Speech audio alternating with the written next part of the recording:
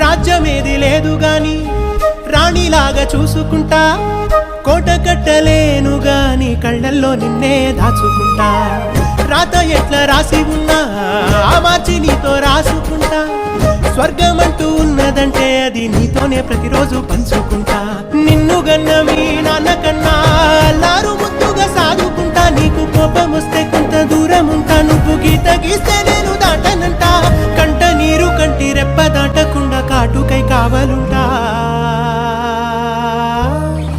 రాంబాయి నీ మీద నాకు మనసాయనే, ఏనాడు నిన్ను వీడిపోని నీడైతనే.